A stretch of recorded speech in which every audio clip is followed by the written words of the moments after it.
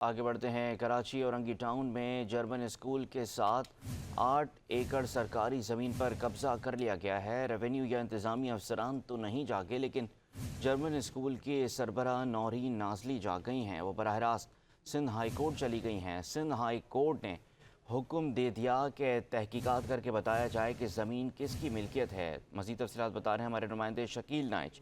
शकील नाइच, बताइएगा। औरंगी टाउन में German school के साथ 8 एकड़ सरकारी प्लाट पर कब्ज़ा हो गया है।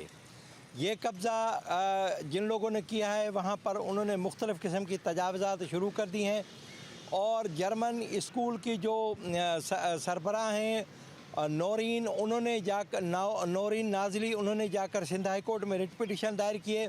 सिंध हाई कोर्ट ने हुक्म दिया है कि इस मामले की मुकम्मल छानबीन करके हुकूमत सिंध हाई कोर्ट को आगाह करे। इस पर हुकूमत सिंध ने senior member board of revenue की सरबराही में 5 रुकनी कमेटी बना दी है।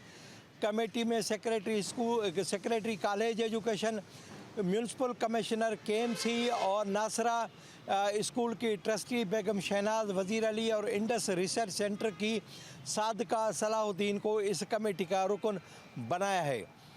इस कमेटी को 2 माह का वक्त दिया गया है ताकि इसकी मुकम्मल छानबीन करके ये रिपोर्ट चीफ सेक्रेटरी सिंध को पेश की जाए और चीफ सेक्रेटरी सिंध ये रिपोर्ट सिंध हाई कोर्ट में पेश करेंगे। नौरीन जो है उनका कहना है कि ये जो नौरीन नाज़रीन ने जो सिंध हाई कोर्ट के मौक़िफ़ अख्तियार किया है कि अब उन्होंने 8 एकड़ सरकारी ज़मीन पर कब्ज़ा किया, कल वो उनके स्कूल पर भी कब्ज़ा कर सकते हैं, लिहाजा ये कब्ज़ा ख़त्म कराया जाए और ये ज़मीन हुकूमत सिंध की है या KMC की है तो अपनी तहवील में ले और अपने काम में आए काम कराए थे, लेकिन वो स्कूल पर कब्ज़ा न होने दिया जाए, जिस पर सिंध हाई कोर्ट ने तहकीकात का हुक्म दिया है। जी।